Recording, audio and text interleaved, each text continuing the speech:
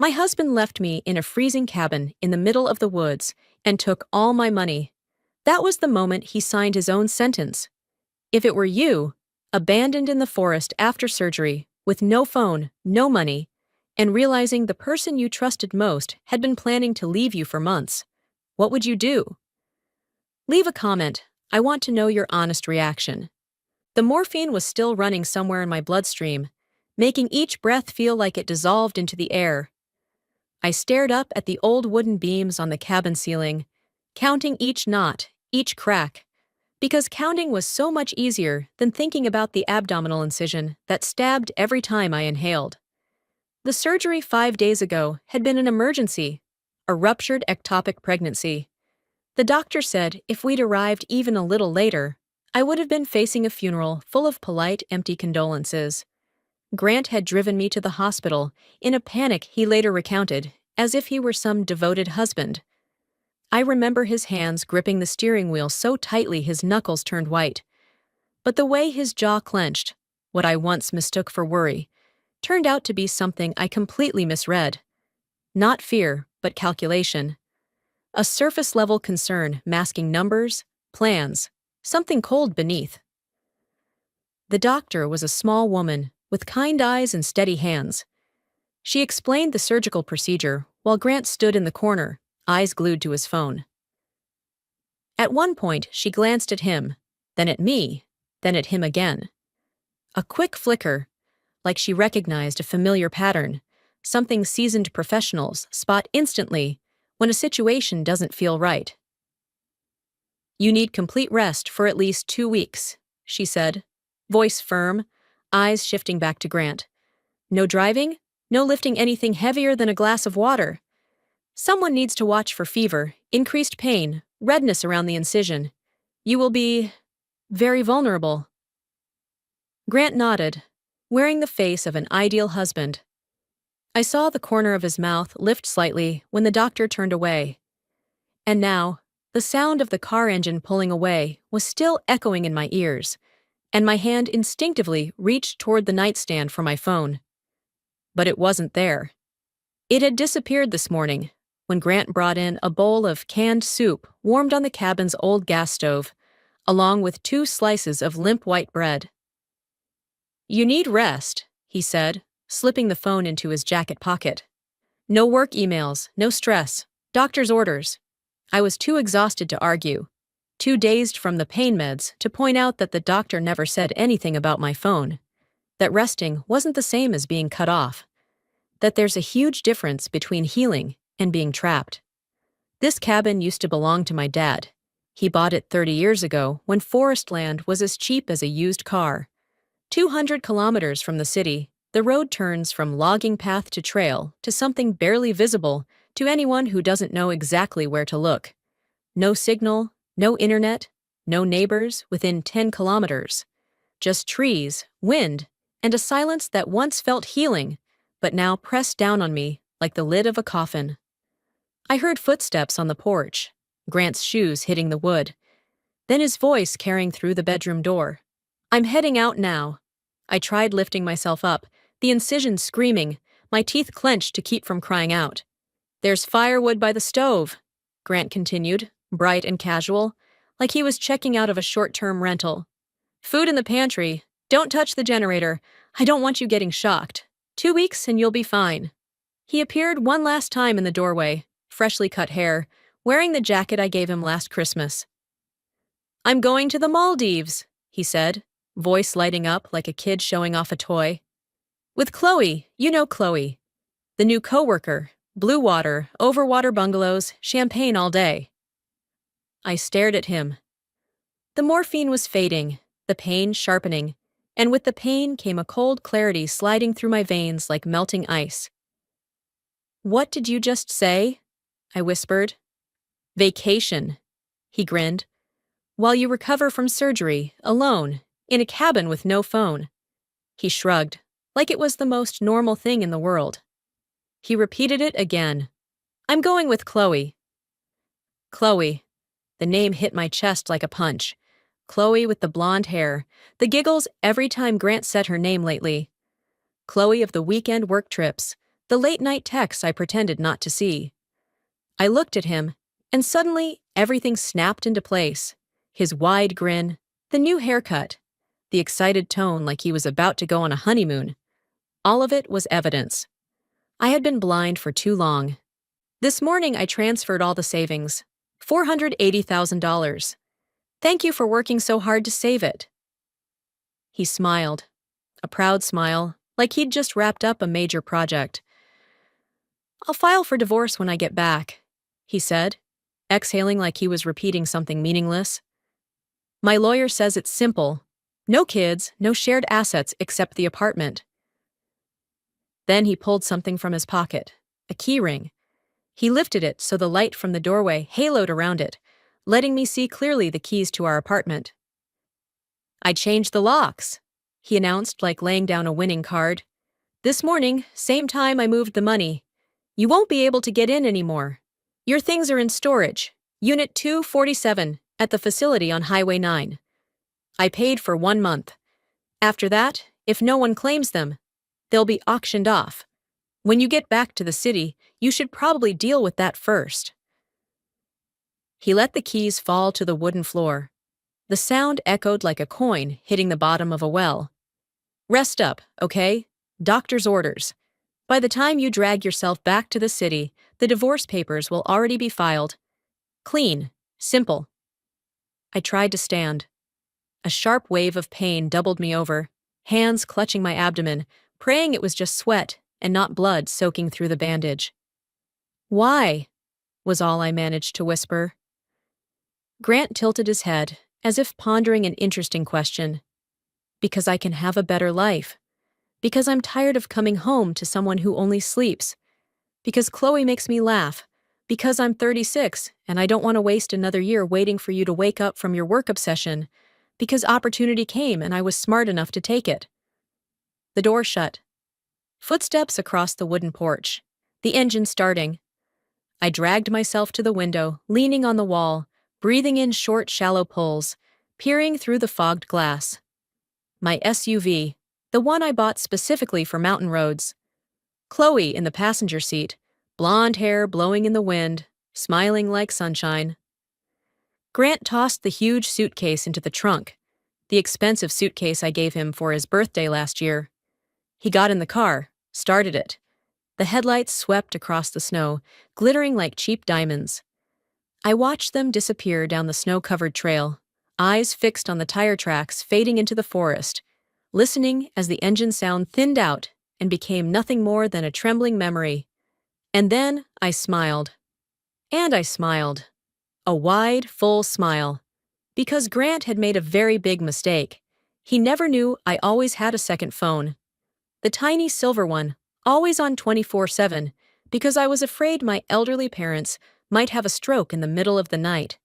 And right now, it was sitting under the bed, inside the painkiller box he never bothered to open. He'd been too busy planning his betrayal to notice anything else. I reached down, fingers shaking from pain and cold. Opened the lid, the screen lit up, battery full. And I started dialing, listening to the ringing, clear, bright, like a little miracle in the middle of the deep forest.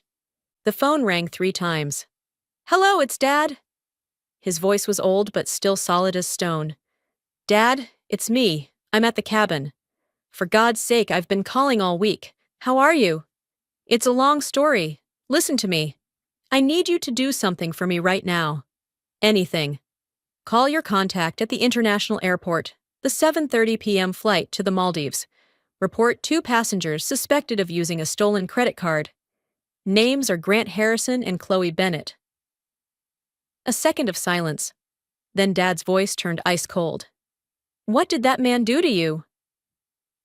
"He withdrew all $480,000 of our joint savings this morning. Left me here after surgery.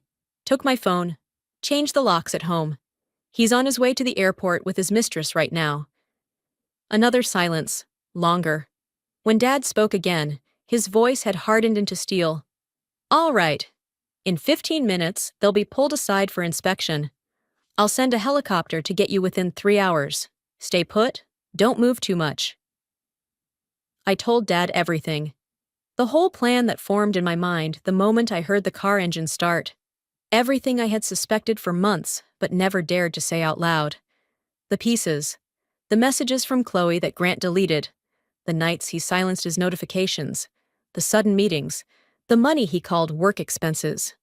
Part of me had known for a long time. Another part, the part I'd built my entire life around preparation, caution, calculation. But the surgery had thrown everything off, pushed me into this moment. When I finished, Dad went quiet for a while, then gave a short, brittle laugh, like glass cracking. "My girl, you're smarter than I ever thought. I just hoped I was wrong, Dad, but I still prepared." "It'll be done," he said. "And you, lie still. I don't want my daughter taking a single step." He hung up. I put the phone back where it was, breathing in small, steady puffs, feeling the pain shift from sharp to a dull, lingering ache, the kind you can live with. Outside, snow began falling again. Thick flakes quietly covered the tire tracks, erasing every sign of Grant driving away. I smiled, wider this time. He had no idea what was waiting for him, but he'd know soon. Pain woke me at 3 a.m. Not the incision, though it was humming its own separate song, but a different ache, right behind my sternum, pushing outward like something was trying to escape my chest. The ache of someone realizing the person they trusted most had carefully built an entire demolition factory aimed at them, as meticulously as planning a surprise birthday. I lay in the dark, listening to the cabin sigh with the wind. The fireplace was still warm. I'd added wood before bed, a habit from childhood summers. But the cold still crept through the cracks, testing every gap, exactly the way Grant had been doing to me for months. How long had he been planning this? The question circled my mind like a vulture. How many mornings had he sat across from me, eating breakfast, kissing me lightly before work, then walking out the door, already thinking about how to abandon me? I traced the timeline, fitting together every scattered piece of evidence from the past year like a crime scene. The weekend work trips that never existed, the deleted texts, the times he said, "Let me handle the finances." All of it now stood in plain view. And I smiled in the darkness, even as tears slid down my temples. Chloe had only been at his company for 3 months, but the distance between Grant and me had started long before that. Maybe a year, maybe more. It didn't explode all at once. It eroded, subtle and quiet, like the natural wear of a marriage people often mistake for just a rough patch. Grant gradually stopped asking about my day, stopped telling me about his, stopped touching me first, and then, when I tried to initiate, he only responded with reluctance, disinterest, as if it were an obligation he had to fulfill. I told myself he was stressed. His job was demanding. A project manager at a tech company, always dangling between getting fired and hoping for promotion. I convinced myself we were just going through a bad phase, that every couple had one, that we just needed to reconnect, needed a vacation, or therapy. 6 months ago, I brought up therapy over dinner at his favorite Italian place. He looked at me like I'd suggested we both commit a crime. "Therapy?" he said, fork frozen in midair. "Why therapy?" "Because I think we need help communicating better." "I communicate fine. You're the one always buried in your feelings." And that was the end of that conversation. Looking back now, everything is painfully obvious. The avoidance, the way he twisted the narrative to make my worry feel like a flaw in me. How many times did that happen? How many moments did I reach across the widening gap between us, trying to save something he'd already stepped out of? I thought about the savings, $480,000, the money I'd scraped together over 5 years. Bit by bit, 500 here, 1,000 there, whatever remained after rent, bills, and the sky-high cost of city life. But Grant had a different plan. He watched that number grow from 50,000 to 100,000 to 200,000. And he saw something entirely different. Not a future, but an exit. I wondered when he decided. When the balance hit, what amount? At what moment did he look at it and think, "This is enough. Enough to leave. Enough to start over"? Enough to build some fantasy life with someone who isn't tired, isn't complicated, isn't me. The scariest thing was how smart he was. How he arranged everything so neatly, like a blueprint. The ectopic pregnancy surgery was real. The doubled over pain in the kitchen 5 days ago was something no one could fake. The emergency run to the OR, all of it was real. But Grant saw opportunity in my emergency. He realized a woman who just had surgery is someone vulnerable, dependent, easy to isolate. Maybe he'd been waiting for a moment like this all along. A moment he could act without fearing I'd fight back in time. The cabin trip, the place to recover, was his idea. 3 days after surgery, when I was still groggy from exhaustion and grief, he sat beside my hospital bed, stroked my hair, and gently suggested I go rest in the woods, away from the city noise. "It's your dad's cabin," he said. "Quiet, clean, no pressure. You'll heal faster." I was touched, foolishly touched. I thought everything I had worried about before had been a misunderstanding, anxiety of my own making. The doctor didn't think so. I remember now. She frowned when Grant explained the plan and asked the hard questions. How far was the cabin from a hospital? What if complications happened? Who would care for me? Could I manage the wound care myself? Grant smiled smoothly, answered like a trained actor. "I'll stay with her. I've taken a month off." His voice was soft, steady, warm, like a promise. And I, stupidly, believed him. The sound of a helicopter echoed from far away, then grew louder, like a heartbeat pounding through the snowy forest. I sat by the window, watching the red and white aircraft descend into the clearing in front of the cabin, its blades whipping the snow into a blinding mini-storm. The door opened, and David Grant stepped out. A tall, broad-shouldered man in a long black coat, his face stern, but his eyes carrying a familiarity. He had once been security for my family's company, the man who saved my father from a threat 10 years ago, and now he was the first person Dad had called. He moved quickly through the snow, his boots sinking deep but never slowing. "Evelyn, your father called me," David said as he shut the door behind him. "He said you were in danger," his voice low and warm but sharp as a blade. His hands were gentle but firm as he helped me up, draping his coat over my shoulders. He smelled faintly of leather and cigarette smoke, the scent of someone used to emergencies. I let out a short laugh, a broken sound, sharp like a shard of ice. "I don't think danger is an exaggeration at all." David scanned the cabin slowly, methodically. The kitchen, the window, the fireplace, then the empty space where my phone should have been. "He took all your communication?" I nodded. David frowned. A small frown, but precise like a knife cut. "Classic. Isolation. First step of control." I steadied myself against the table, dizziness brushing past me. "Grant isn't the kind of person, violent." "Evelyn." He pulled out a chair, motioning for me to sit. "There are many forms of violence. Not all of them leave bruises." I stayed quiet. David walked a slow circle around the cabin, touching the things Grant had left behind. A few cans of food, firewood, the ridiculous instruction sheet he'd taped to the cabinet like he was briefing a house sitter. Limited food, insufficient medication, no vehicle, no signal, no phone. David listed each one in a flat, steady voice. "He didn't just leave you. He structured it so you'd disappear."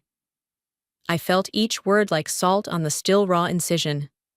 David pulled a chair in front of me, sat down, his hands resting on his thighs, calm enough that he seemed to be reviewing a familiar case file. "I've seen this before," he said, "with my sister.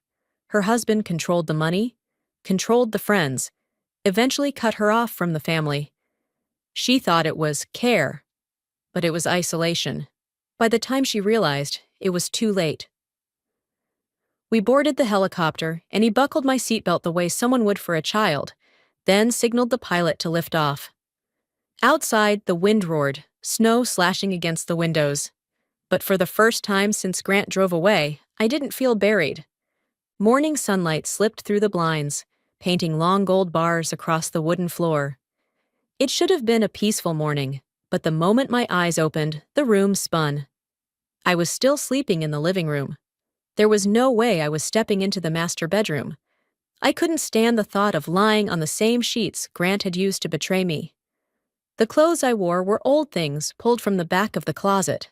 Faded university sweatpants and a hoodie that still smelled faintly of fabric softener from a different life. But I was no longer the woman abandoned in a cabin. Something sharp and clear had sliced through the fog I'd been living in for years, and I knew exactly who I needed to call. Rachel Evans picked up on the second ring. "Evelyn? Oh my God. It's been forever since I heard your voice." I didn't waste time. "Rachel, I need a lawyer, and I need one now." There was a pause. Then her voice shifted instantly into the tone I remembered from years ago. Cold, focused, sharp as a scalpel. "Are you in danger?" "No, but Grant left me in the middle of a snowy forest. No phone, no caregiver after surgery. He drained our joint account. I found evidence he's been planning this for months, and I don't know what else he's taken." Another pause. Then Rachel said, "Don't leave the house. I'm coming now." An hour later, Rachel stood at my door, still in yoga clothes, hair in a messy bun, but her eyes carried the confidence of someone who'd taken down men bigger and meaner than Grant before breakfast. She brought a leather case, an iPad, and an energy that made me feel, for the first time, that I was no longer alone in this nightmare. "Show me everything," she said, skipping any kind of greeting. I took her through it all. Grant's empty closet, the missing suitcase, the jewelry box without my grandmother's ring, the cold, polished draft email in the trash folder. Divorce will be good for both our personal growth. And most importantly, the bank transactions. Rachel scrolled through the statements on my phone, her eyebrows lifting. "He transferred everything the same day he abandoned you. This is dissipation of marital assets, the intentional depletion of marital property.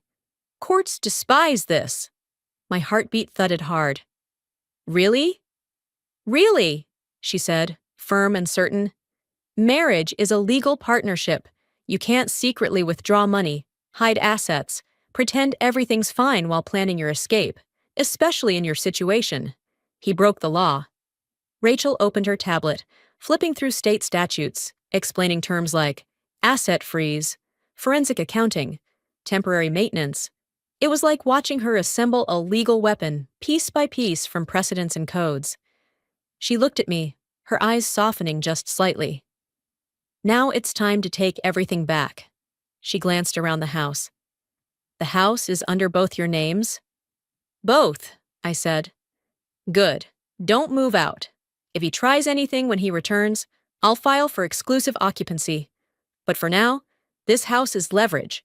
We're going to freeze the assets and secure every document." She placed a hand on my shoulder. "Photograph every document in this house. I'm going to build the timeline. His trip was supposedly for your recovery, right?" I nodded, my throat tightening. "Then he didn't just leave. He lured you out of the city to finish the trap." "Yes, Grant hadn't just ended a marriage. He had staged a disappearance. My disappearance. But I was still here." Monday morning hit like headlights shining straight into the truth. Bright, harsh, exposing, and impossible to avoid. I stood in front of the county court, back straight, heels planted firmly on the ground, Rachel on my left, David Grant on my right. David wore a black suit, jaw clenched like stone. Rachel was in a steel blue suit and razor-sharp stilettos, the kind you don't wear to negotiate, but to end things. And me, I chose the most formal outfit I owned. Clean lines, high collar, no jewelry, no color. Just me, holding myself up with the same hands Grant once tried to make useless. "You ready?" Rachel asked, voice low. I nodded. Inside the courthouse, the sound was a mixture of heels hitting tile and murmured conversations. I saw Grant before he saw me. He was seated beside his lawyer, a tall, silver-haired man in a custom suit, radiating the arrogance of someone who charges 6 figures per case. Grant had put his Rolex back on, the one I gave him last year. His face was freshly shaved, his smile polite, as if he were here to settle a small misunderstanding between two reasonable adults. "Don't look at him," Rachel whispered, leaning in. "Every glance is an invitation. You're not here to talk, you're here to win." The judge entered. Valerie Steele, stern, concise, known for slicing through theatrics like a scalpel. I liked her immediately. The emergency hearing began. Rachel stood first, presenting the motion to freeze all marital assets, grant me exclusive use of the home, and award temporary support. She laid out the timeline without mercy. The recovery trip Grant insisted on right after my pregnancy loss, the withdrawal of funds before he disappeared, leaving me in a forest cabin post-surgery with no phone, no car, no warning. Then she submitted the cold email draft from his trash folder. Grant's lawyer shifted in his chair. When it was their turn, he tried to soften everything. "Your Honor, this was a mutual decision. My client left due to urgent work matters." Judge Steele interrupted, voice flat but sharp. "Let me understand." The respondent emptied the joint account, abandoned his wife after emergency surgery, in an isolated location with no vehicle, no phone, and no notice. "What nature of urgent work matter justifies that?" Grant's lawyer stuttered. Grant stood, using the sweet tone he used when pitching to investors. "Your Honor, we'd been struggling for months. I just wanted us both to have space. I didn't think she'd feel abandoned. I thought she'd call friends. I miscalculated." "Miscalculated?" the judge repeated, her tone bone dry. "And the money?" she asked. Grant paused. Just a beat, but enough to reveal he was constructing a lie. "It was for work," he said. Rachel rose instantly. "We request proof. Receipts, transfers, anything that shows the money was used for business, rather than for his planned disappearance." The judge nodded. "You will provide it." Then she turned to Grant. "Mr. Harrison, abandoning your wife under those circumstances and draining shared assets does not paint you favorably. I grant the petitioner's motion. All marital assets are hereby frozen pending forensic financial review. Mrs. Evelyn Harrison is granted exclusive use of the marital home and temporary support of $4,000 per month until final judgment. Hearing adjourned." Grant's face cracked for exactly 1 second, just long enough for me to see the flash of rage behind his eyes. Good. He thought he'd walk away with everything, the money, the house, and the narrative he fed everyone. Today was the first time he was forced to answer for anything. That evening, Grant called. I let it ring 4 times before putting it on speaker. David sitting across from me, arms crossed, eyes locked on the phone. "Evelyn." Grant's voice was tight as a stretched wire. "What the hell are you doing?" "I'm exercising my rights," I said, surprisingly calm. He exhaled hard. "You had to humiliate me in court, in front of my lawyer, in front of investors. Do you know what you're destroying?" "You mean the things you destroyed first? Leaving your wife in a cabin after surgery, draining our money, changing the locks?" Silence. Then his voice softened, the familiar softness that once made me melt. "Listen, we both made mistakes. I handled things badly, I admit that. But dragging this into court helps no one. You're angry, I get it. Let's meet, talk like adults, no lawyers." David sliced his hand across his throat. "Don't fall for it." I didn't. "All communication goes through Rachel from now on. Anything you want to say it to her." Grant's tone hardened. "Don't be stupid. You think she actually cares about you? She just wants to drag this out to make money." I looked at the speakerphone, picturing Grant's charming smile, his clean suit, his honeyed voice. "She's done more for me than you ever did." "Evelyn." Grant lowered his voice to that careful register where affection and manipulation blurred. "This doesn't have to get worse." "It's already worse," I said. "And not because of me." I hung up. I set the phone on the table. My hands didn't shake, My voice didn't break, but my heart thudded loud enough to hear in my ears. Grant did not stop. The next afternoon, the doorbell rang. David checked the peephole first, then let out a low, drawn-out groan. "Evelyn, your mother-in-law is here." Linda Harrison, always polished like she'd stepped out of an advertisement for elite country clubs, stood at the door in a luxurious beige trench coat, holding a ribbon-tied box of cookies. "Are you sure you want to open it?" David asked. I stayed silent for a few seconds, then opened, but kept the security chain on. "Evelyn, darling," Linda cooed, so sweet it froze the air. "I was just in the area and wanted to bring some cookies. Your favorite, almond lemon?" "I don't think this is a good time, Linda," I said, my voice neutral, neither warm nor cold. Her smile stretched tight. "I know things are tense, but we're still family. I love you.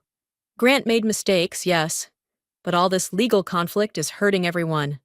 Not even 30 seconds. And the guilt strike had already landed."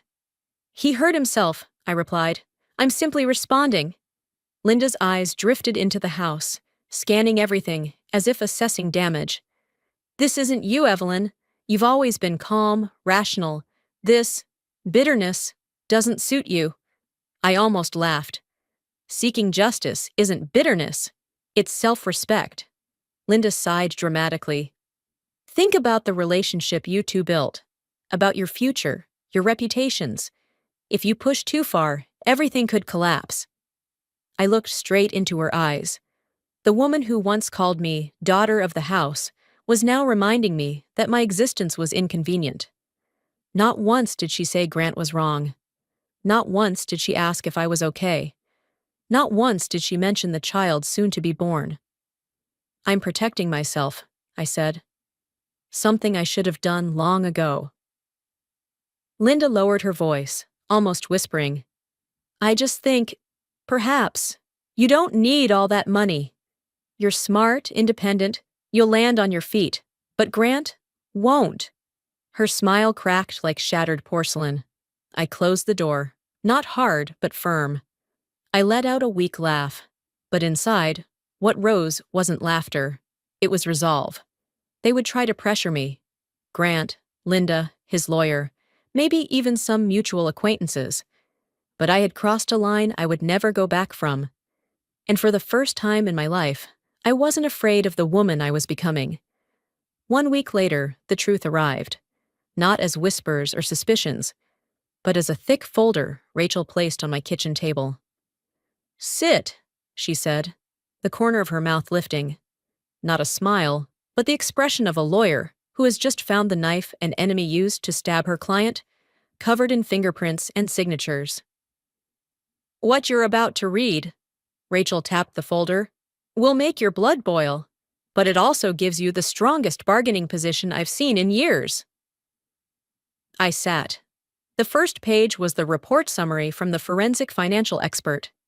One line jumped out immediately: undeclared marital assets exceeding $1.4 million. I blinked. He always said the company was barely staying afloat, I whispered. Rachel nodded, her face darkening. Turns out Harrison and Build wasn't just staying afloat.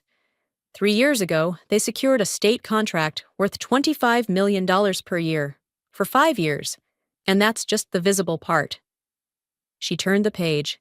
I saw property documents, investment accounts, transfers to an offshore fund in the Cayman Islands, 2 shell companies with very familiar initials. CB, Chloe Bennett. He hadn't just hidden money. He had built an entirely new life, one that didn't include me. "There's a house in Arizona," Rachel said, flipping further, "bought in cash. A condo in Miami under the offshore company. A Tesla registered under a company Chloe formed last year. And guess who paid the insurance?" My breath caught. "Our joint account, right?" Rachel nodded. Something inside my chest snapped. Not broke, not shattered, but snapped. The final thread tying me to the man I once believed was good. "There's more," Rachel said, her voice lowering. "He's been preparing for this for a long time. Timing large purchases when you were least likely to check accounts, hiding documents in encrypted cloud storage. And this." She placed a draft contract in front of me. "He pre-wrote a property division agreement in your name. The signature was forged." My jaw clenched. "He forged my signature?" "He tried. It wouldn't have held up in court, but if you hadn't contested the divorce, if you'd agreed to a quiet settlement, he would have gotten away with it." I stared at the pages, heat spreading from my chest outward. This wasn't just betrayal. This was strategic theft, calculated step by step. We sat for more than an hour building the response. When it was done, Rachel placed the counterproposal in front of me, so sharp that even I flinched a little reading it. A dense, polished legal document, precise as a scalpel. Grant must repay the full $480,000 he withdrew illegally within 30 days. Forfeit all rights to marital assets, including the house and any returned funds. Cover 100% of attorney fees and all legal costs for the divorce. Return all assets hidden over the past 2 years. The Arizona house, the vehicle registered under the offshore company, the Cayman account, the transfers under Chloe's initials. Pay me 60% of those accounts. "He won't sign," I said softly. Rachel let out a cold laugh. "He will, if he doesn't want to go to prison." I stayed quiet, trying to see whether the plan crossed a line, the line between justice and cruelty. But I found no excess. Grant stole from me, left me to freeze and suffer post-surgery, and tried to erase me from his life. Now he was facing the natural consequences of his own choices. "Do it," I said. Rachel nodded, stacked the documents neatly, and slid them into her leather case. "I'll send this to his lawyer. If he's smart, he'll sign. If he doesn't, then we proceed with the divorce on your terms. Civil suit, damages, criminal charges if applicable. We burn down every exit he thought he had." She paused, then added, "But I think he'll sign. Grant calculates everything. He'll see this is the least destructive option." Rachel stood, rolling her shoulders slightly. "You should rest. Tomorrow you meet with the financial specialist, and you'll need clarity. They want to fast-track the audit, finish the asset inventory before the end of the week instead of the end of the month." I nodded. "I'll be ready." Before leaving, Rachel hesitated at the door. "Evelyn, I know you're hurting from the betrayal, but you need to understand something. You found out 5 years earlier. Earlier than if you'd had children. Earlier than when everything became irreversible. So, hurting like this is still a kind of luck." I exhaled. "I think so too." She left. I heard the click of her heels in the hallway, her voice on the phone, the rapid tapping of her keyboard. Everything she did had structure, order, certainty. I lay down on the sofa, staring up at the ceiling. I tried to locate the emotions gathering in my chest. Anger, bright and hot, like a freshly lit fire.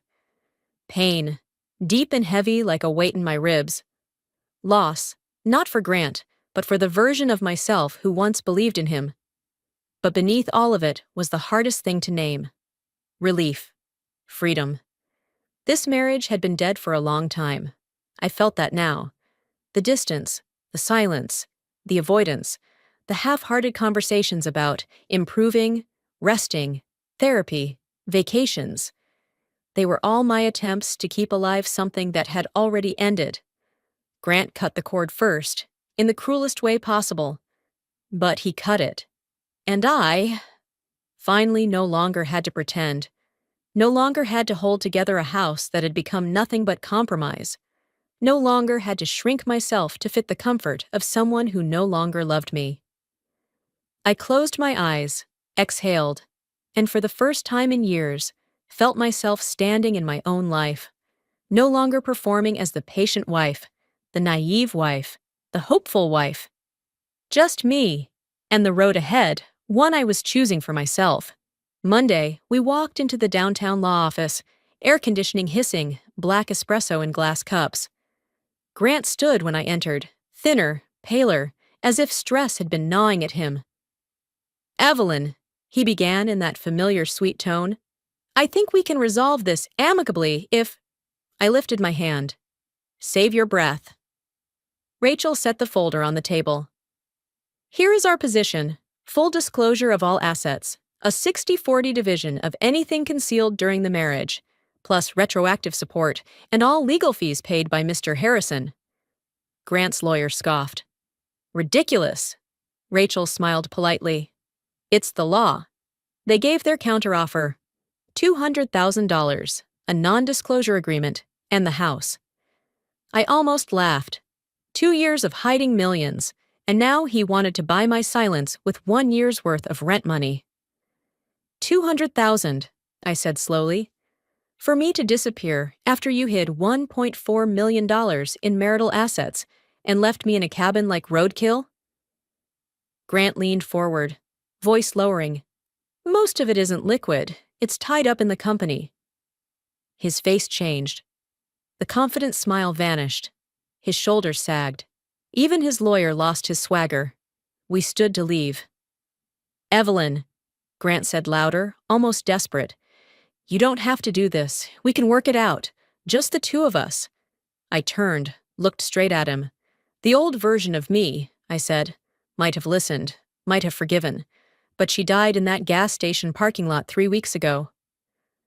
The final hearing was short, cold, and merciless. Judge Chin read the ruling like a surgical incision. Grant Harrison was found to have concealed marital assets, forged documents, and intentionally deceived his wife. The court ordered, Evelyn Harrison receives 60% of all declared and discovered assets, over $1.2 million, full ownership of the house, plus $500,000 in punitive damages. Grant said nothing. He just sat there, face drained, hands clenched white at the knuckles. When the judge struck the gavel, he kept staring ahead, as if staying perfectly still might make everything disappear. But it didn't. Everything was over, just not in the way he expected. 3 weeks later, the transfers were complete. The house was officially mine. Grant's name was erased from the deed. He signed everything, paid everything, vanished into whatever new life he thought he wanted. Whether with Chloe or not, I no longer cared. Everything, legally and materially, was now mine, and only mine. I repainted the front door forest green, the color of peace, the color of beginnings. Then I called Dad, David, and Rachel over. We sat in the backyard all night, planning the nonprofit.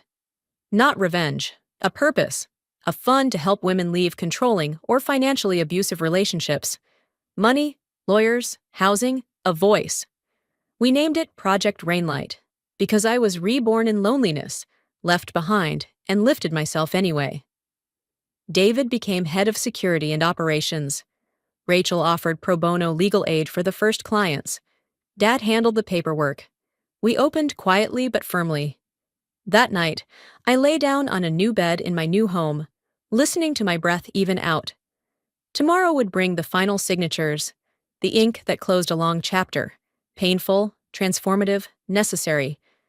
And after that, what? After that, I would learn how to be happy, learn how to build a life based on what I wanted, not what I was trying to survive. Learn how to be a woman who was hurt but refused to let the hurt define the rest of her life.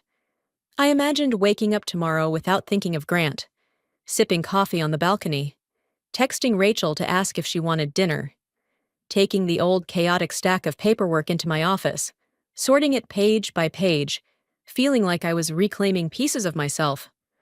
I would start living each day as a beginning, not a recovery. I would learn how to truly live, instead of merely endure. Outside, life continued in its rush. Millions of people with their own stories, their pains, their silent battles between choosing anger or choosing healing. I chose healing, not because I was noble, but because anger was too exhausting, and I was far too tired. I closed my eyes. In the darkness, I felt the weight in my chest lighten a little. Not entirely, not suddenly, but enough. Enough to breathe. Enough to hope. Enough to believe that what lay ahead might actually be better than what I had just walked through. The incision had healed. The house was mine. The money was being returned. Justice had been served. Now came the harder part, continuing to live. But I was ready. Or I would be, soon.